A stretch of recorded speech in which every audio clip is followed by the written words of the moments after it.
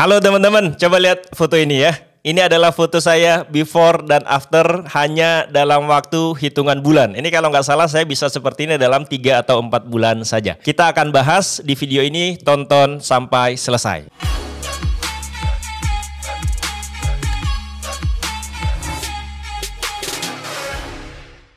Bismillahirrahmanirrahim. Assalamualaikum warahmatullahi wabarakatuh. Teman-teman, terima kasih sudah hadir di video saya. Ya, saya mau bahas tentang foto yang ini ya. Ini ada foto saya yang pertama yang dulu ketika saya masih gendut. Silakan lihat fotonya. Ya, ini foto saya ketika berat badan saya adalah 82 atau 83. Nah gitu teman-teman. Mungkin bagi sebagian orang tinggi saya itu 168 atau 168 lah. 168 tingginya. Kemudian beratnya 82. Mungkin bagi sebagian orang mikirnya nggak berat-berat amat. Tapi yang harus teman-teman sadari ya bahwa kaki saya itu sebelah kanan kecil. Oke, kaki saya itu sebelah kanan kecil. Jadi sebenarnya mungkin kalau kaki saya yang sebelah kanan itu sehat ya, sama besarnya dengan yang sebelah kiri, maka bisa jadi mungkin berat saya ini udah 90-an. Ya, tapi karena kaki saya kecil yang sebelah kanan, jadi dia tidak menyumbang berat ya, tidak menyumbang daging otot karena memang kecil. Jadi kaki kanan saya itu polio teman-teman sejak umur 1 tahun. Sehingga ketika berat saya 82 udah segede ini, itu saya ngerasain banyak keluhannya. Yang pertama waktu itu saya ngerasain bahwa kalau naik tangga, rumah saya kan 2 lantai. Naik tangga itu rasanya ngos-ngosan gitu loh. Rasanya ngos-ngosan itu yang pertama, paling kerasa yang itu. Kemudian yang kedua ya ketika bangun tidur itu nggak seger, itu yang kedua. Yang ketiga, ketika tidur saya suka mendengkur gitu ya, karena memang berat badan saya seperti itu. Biasanya orang-orang yang gendut itu kan kalau tidur tuh mendengkur gitu ya. Kemudian yang keempat itu badan saya sering pegel. Jadi hampir tiap bulan atau hampir 2 minggu sekali itu saya pasti pijet gitu ya. Kalau sekarang saya udah lama sekali tidak pijet ya, karena ngerasa badan saya enak-enak saja. Jadi saya nggak pijet-pijet lagi gitu. Kemudian saya juga ngerasain bahwa gampang sekali berkeringat, lalu kemudian tangan saya kadang-kadang kesemutan yang sebelah kanan gitu. Lalu di berat badannya ini saya berpikir wah ini kalau nggak berubah repot nih gitu ya. Akhirnya saya ngerubah, pertama ada defisit kalori saya coba tapi nggak konsisten karena susah ini harus nimbang-nimbang. Akhirnya saya ikut ketofastosis. Nah di ketofastosis saya baru menjalankan 3 bulan waktu itu kalau nggak salah ya, 3 atau 4 bulan. Kemudian saya menjadi seperti foto yang ini. Ya, ini foto saya yang sudah berkurang banyak lemaknya, itu udah loss sampai 16 atau 17 kilo. Berat badan saya di foto ini itu sekitar 66 atau 67 kilo ya. Nah ini kalau dilihat foto yang ini itu saya ngelihat bahwa masih ada sedikit lemak yang harus saya buang, terutama di bagian perut misalkan ya, itu masih ada beberapa sedikit lemak yang harus saya buang. Lalu PR saya berikutnya adalah saya harus naikin massa otot. Jadi ingat, saya harus naikin massa otot, makanya saya fitness. Jadi kalau teman-teman tahu saya itu fitness, hampir setiap hari saya angkat beban. Makanya tidak mengherankan ketika teman-teman ngelihat itu saya gede badannya gitu loh. Gede badannya misalkan lengan gede gitu ya, dada saya juga ada gitu. Nah ini adalah saya sedang dalam usaha untuk menaikkan massa otot. Nah gitu teman-teman. Ya kenapa saya harus naikin massa otot? Karena saya pikir jangan sampai saya cungkring gitu loh. Ya jangan sampai saya cuma tulang dibungkus sama kulit gitu. Jadi saya nggak mau cungkring. Nah akhirnya saya naikin massa otot. Dan kemudian Adira itu pernah bilang juga ya bahwa kita itu semakin tua tulang kita semakin lemah.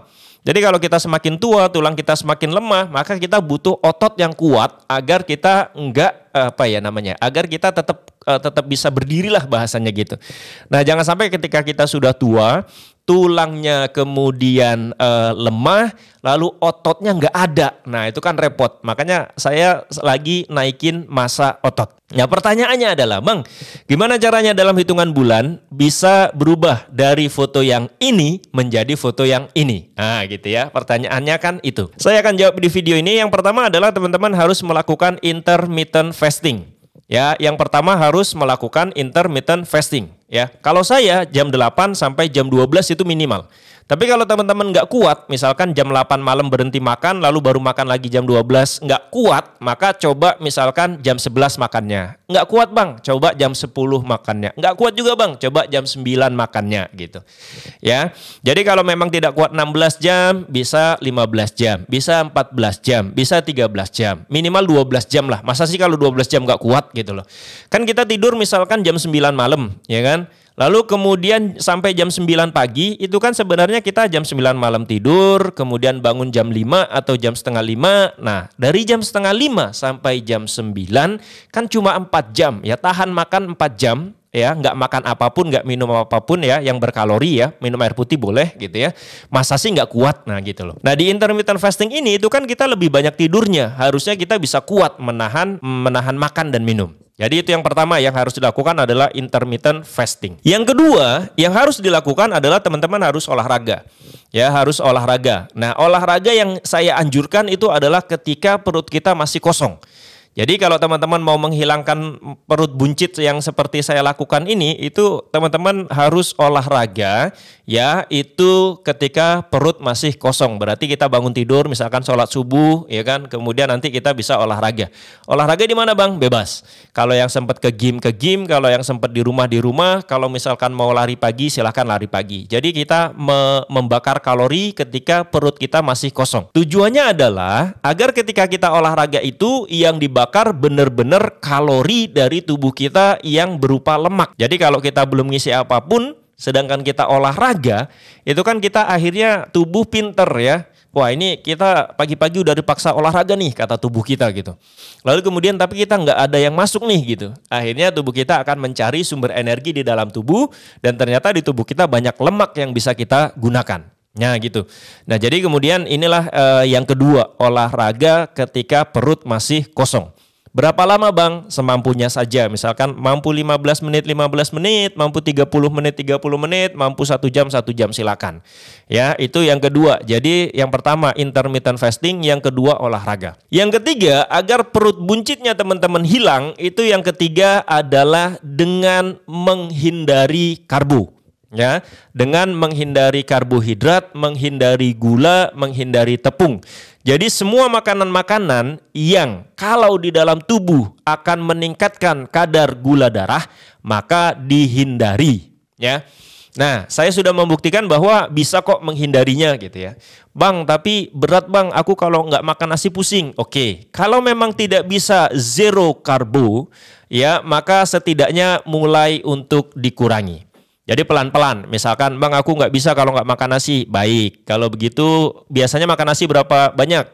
Biasanya 3 kali sehari bang, ya udah coba kurangin jadi 2 kali sehari dan kemudian porsinya juga dikurangi. Besok kurangi lagi, besok kurangi lagi, besok kurangi lagi, sampai titik tertentu coba berhenti mengkonsumsi karbohidrat, ya, terutama nasi, gula, tepung. Terus diganti apa bang karbohidratnya? Nggak diganti apa-apa. Jadi nggak usah diganti dengan jagung, nggak usah diganti dengan singkong, nggak usah diganti dengan pisang, nggak usah diganti dengan ubi jalar gitu ya, nggak usah diganti dengan kentang, tidak usah diganti. Ya. Ya seperti itu. Jadi kenapa kita menghindari karbo? Itu karena karbohidrat itu masuk ke tubuh, naikin gula darah, naikin insulin. Insulin itu akan memerintah tubuh kita untuk tidak memecah lemak. Nah seperti itu ya, paham ya. Nah seperti itu, jadi udah 3 nih, intermittent fasting, olahraga, hindari karbo. Kemudian yang keempat ya, yang keempat yang berikutnya adalah teman-teman tidak boleh stres ya. Nah gimana bang kalau nggak boleh stres? Ya kita harus cari kondisi agar kita tetap rileks ya, tetap rileks. Misalkan teman-teman dengerin musik atau misalkan apa ya, merenung, tarik napas, berzikir ya kan, zikir pagi, zikir petang gitu ya, mengingat Tuhan, mengingat Allah, mengingat begitu banyak kebaikan yang sudah dikasih sama Allah, kemudian kita bersyukur. Kalau misalkan memang lagi ada masalah, kita ingat Allah lalu kita bersabar gitu ya. Nah ini adalah bentuk atau upaya atau ikhtiar agar kita nggak stres. Nah karena stres ini, kenapa kita nggak boleh stres? Stres ini meningkatkan kortisol ya. Kortisol ini itu membuat hormon kita nggak stabil dan kemudian banyak hal yang bisa terjadi ketika kortisol naik. Nah ini yang keempat berarti ya. Saya lupa nih yang keempat kalau nggak salah ya. Jangan stres. Berikutnya yang kelima teman-teman yang harus dilakukan adalah jangan begadang. Nah ini juga penting ya. Jangan begadang. Maksimal teman-teman tidur di jam 10 malam. Ya tidur jam 10 malam tuh udah tidur lah gitu. Nah ini bisa nggak sih? Bisa. Kalau teman-teman misalkan jam 7 jam 8 makan aja sebanyak-banyaknya nggak apa-apa. Yang penting no karbo ya, lebih diutamakan yang hewani semua. Lalu kemudian nanti kita tidur jam 9 itu udah kita hindari semua. Misalkan lampu dimatikan, handphone disingkirkan, laptop dimatikan, TV dimatikan. Ya jam 9 kita mulai rebahan tanpa melihat handphone. Maka insya Allah dalam 1 jam masa sih nggak tidur. Selama ini kita susah tidur tuh kenapa sih? Susah tidur tuh kenapa? Karena kita pas rebahan buka handphone, pas rebahan kita buka TikTok, pas rebahan kita buka Instagram, scroll sebentar gitu ya. Lalu nggak kerasa ternyata sudah tengah malam. Ya, nah seperti itu teman-teman. Jadi sebenarnya yang saya lakukan cuma sesimpel itu saja. Saya intermittent fasting, saya olahraga semampu saya. Waktu itu olahraga saya kadang cuma setengah jam, kadang cuma 1 jam gitu ya.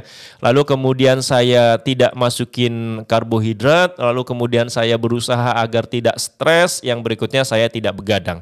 Dan ajaibnya kemudian dalam waktu 2-3 bulan itu tubuh saya berubah. Yang dulunya gendut seperti ini, buncit luar biasa, berat luar biasa, gampang capek dan ngos-ngosan, lalu berubah menjadi seperti yang ini ya. Nah ya semua keluhan alhamdulillah sudah banyak berkurang ya.